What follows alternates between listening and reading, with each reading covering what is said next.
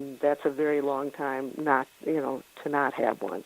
And but it may not be as awful as we think because, there's this gradual rotation that we're seeing. I mean, they've had to change the directional signs on airports because it's changed enough that the pilots need different directional signs. And that began to happen a number of years ago. Oh, yeah. I mean, if they went by what they had 10 years ago, they wouldn't even be in the same airport to land. They'd be in probably another state. Right. So it's changing, and maybe it will just continue to change at a slow, steady course. Yeah, but the thing is, when you read about it, though, I mean, if it went to all of a sudden slow and then all of a sudden it shifted, I mean, one scientist will say, oh, it'll cause like all these major winds that'll, destroy and virtually wipe everybody off of Earth. And you hear all this other stuff and you hear all this other stuff. And yet I've never heard anything really positive about if all of a sudden there is a flip. And nobody who is talking about this has ever lived through one because they were so long ago. And we tend to, I don't know, it's sort of like worry is like, there's an old song about worrying is like a rocking chair. You go back and forth and you get nowhere. And I simply will not put my energy into fretting about things that none of us have any ability to deal with. Now, if there's things you want to do as far as, it's just smart to have like a food supply. It's just smart to have some backup systems, even if it's just because there's foul weather. But too many people are missing their lives right now, worrying too much about these kind of things over which we have no control. None. I mean, I can't change what's going to happen. I can. Right, and why should you lose sleep over something that you absolutely can't change? I'm more concerned about the weather, what's going on with that, and I do blame a lot of that on cars and the government and a lot of things. I think they should have tightened up, regulations for, like China, for example, dumps so much pollution in the atmosphere that, that is probably the number one killer of anything. If it's going to cause us to go into a mini ice age, I mean, all the toxins and all the pollution that's just getting dumped into the atmosphere. If nothing else, it is totally bad for our health. Oh, yeah. That alone should be motivation to want us to, clean it up and make it better. Well, again, now we're almost out of time. Because as far as the weather goes, I think there's multiple factors causing the kinds of changes. The wobbling of the Earth is changing it. It's pretty convincing. There are outside planets that are coming very close, and they're having a pull or a push or whatever. They're changing our energy field. Our ionosphere is getting thinner. So many different factors. It's not just one thing. Nothing anymore is simple. Nothing. You very seldom can just point your finger and say, that's the reason for it. Well, you can't. You can't because there's so many things going on. And you know what, though? I will say a lot of that, our knowledge of all this thing that's going on, blame it on the Internet. You mean the fact that we know it? Yeah. I mean, you go on the Internet and, it's doomsday all the time on the Internet. And if what's really funny is people love to predict the future.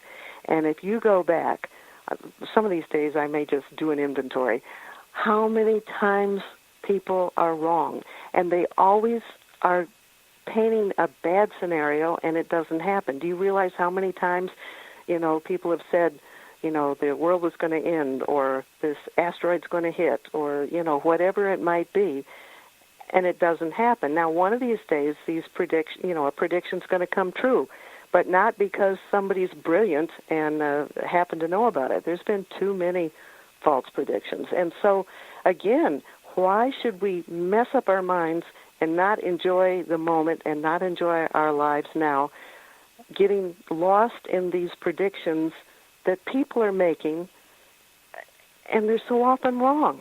Well, they're all wrong. I mean, look how many people have, one church here recently. Well, he's dead now, the minister of the church, but he got people to sell everything they have, and donate the money to the church and all this stuff. And he made all these predictions when the world was going to come to the end and only his members of the church would be saved and all this stuff. There's actually been a number of those people. I don't think I could come up with their names right now, but there's been quite a few. Also, not just the ministers, but some of the New Age has become outdated. But even some of the New Age leaders have talked that way, and they've taken their acolytes off to a place in Montana or someplace like that to wait out the coming of the end, and it doesn't happen. So here, people have messed up sometimes years of their life living in a cave or whatever, missing their life because they're afraid it might end.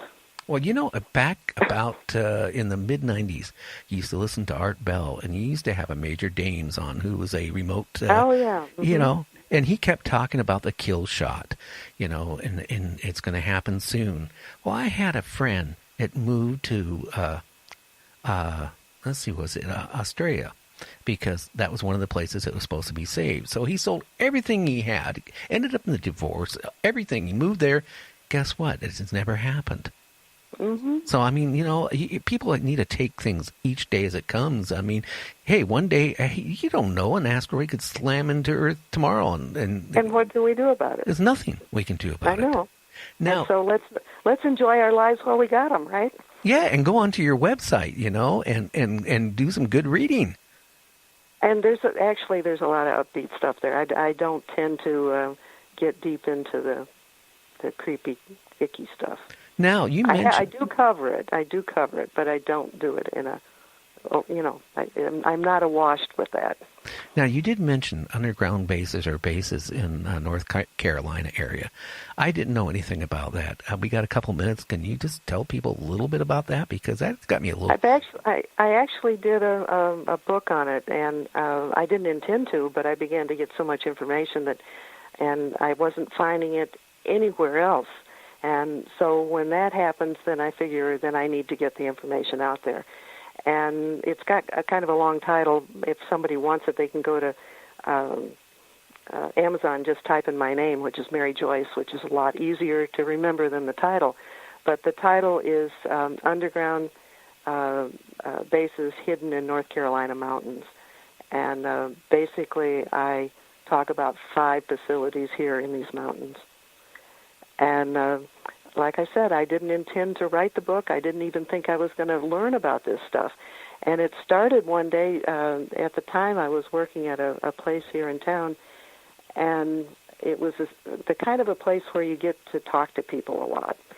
And this one couple would periodically come in every once in a while, kind of gingerly start talking to me about UFOs and things like that. And eventually I said, well, why don't we get together? It sounds like you have a story I could do for the website. And when I got together with them, that wasn't the reason they wanted to talk to me. They were the first ones that told me about one of the underground bases. And now, what are the bases? Is it used for UFOs? Was it our government, or is it something else? It's our government. There's a possibility that there's cooperation with some aspects of with some aspects of our government and some aspects of the ETs. There have been UFOs repeatedly seen near some of these places, and so we sense there may be cooperation going on. Oh wow! And there's a couple of those type bases in North Carolina. Mm-hmm. Okay. What? And there's one that's under the Great Smoky Mountain National Park. That's probably the most recent one because we were aware of things being built. The other ones we weren't. We learned about them after that. There's one under Mount Mitchell, which is the tallest mountain east of the Mississippi. There's one under the Balsam Mountain Ridge. There's one under Sugarloaf Mountain, which is near one of the state parks. And there's one under Linville Gorge. So, there's quite a bit of information. Well, The people that I got to, who told me this kind of information, they took a long time seeing if they could trust me before they would tell their story. I mean, I got checked out, too. It wasn't just me checking them out. Oh, yeah. So they're not going to just talk to just anybody. I have a truck driver that wants to come on to my show, and he was delivering to a lot of some of these bases. I'm not going to say where because he's not on the show yet, but what he has told me that, these bases don't exist, and that he would have to go in, and go into basically a mountain, and then, sit in, his cab of his truck. He could not get out. They had armed guards all around the truck. They would unload whatever he was carrying. He didn't even know what it was. And then he'd be escorted out of the, the underground base. And he said he was so scared that after a couple of those type of things, he just said, no, I'm not doing it anymore. Well, people sometimes think these are very small places, and they're not. One of them is 6 stories deep and city size, and they're totally self-sufficient. The one under Mount Mitchell is deeper than that, or has many more levels than that. And the UN has been seen around that particular facility. We're just about out of time, so it's probably too much to get into. But back in 1972, when Nixon was president, a treaty was signed. It was the World Heritage Treaty. And we essentially turned over certain pieces of land, like the Smoky Mountain National Park, to the UN. And so technically, we don't have the jurisdiction over it. And people who get into the backwoods and hunt or, take their, get back there for one reason or another, will sometimes see UN troops or even foreign troops practicing in the backwoods of the mountains. And that's being allowed because we don't own that land. That's crazy for, any president to do anything like that. And we've covered that. I mean, I keep saying we. On the book, I do cover that in the book because people need to know about it. Oh, wow. Now, and again, I've done 3 books, and I do in a similar style to what I do on the website. Lots of visuals, and I try to write concise and to the point so it's easy to read. Why don't you name real quick here the 3 books, that are available? The one we were just talking about is called Underground Bases Hidden in North Carolina Mountains. Another one is Cherokee Little People Were Real. And the third one is a totally different topic. The short title is Tangible Evidence of Jesus. Long title is Tangible Evidence of Jesus Left Behind for Us to Find. They're all available on Amazon. And the one about Jesus is a lot of scientific and archaeological discoveries that have been made that just broaden an understanding of the person we know as Jesus. Well, I come to the conclusion from after talking to you, I still wouldn't want to go camping. Remember I told you I haven't gone camping at all since after talking to you about the ET thing now. I guess another reason for me not to want to go camping. Well, I'm sorry I scared you out of that. How about a trailer with a lock on the door?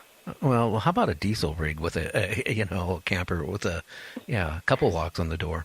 Listen, I like to do day trips. I like to find a nice, comfortable hotel or motel to stay at and go out during the daytime and explore and then return to a hot shower and a soft bed. A lot safer. Mm-hmm. But it's also more comfortable. Okay. Well, hey, Mary Jo, for people who want to look at your website, it's called Cashmeres.com. And, also, can they, contact you with their stories, too? Absolutely. If you, on the home page, there's something, how to report a sighting. And if you just open that, it gives you my mailing address and my email address.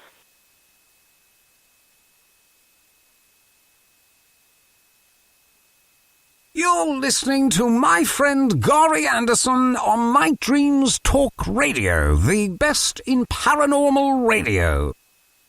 Please check out the Night Dreams Talk Radio website at www.nightdreamstalkradio.com. Also, if you want to keep our show free of advertising, just hit the donate button. Give $1 or $2. Remember, all prior shows are always free to listen to.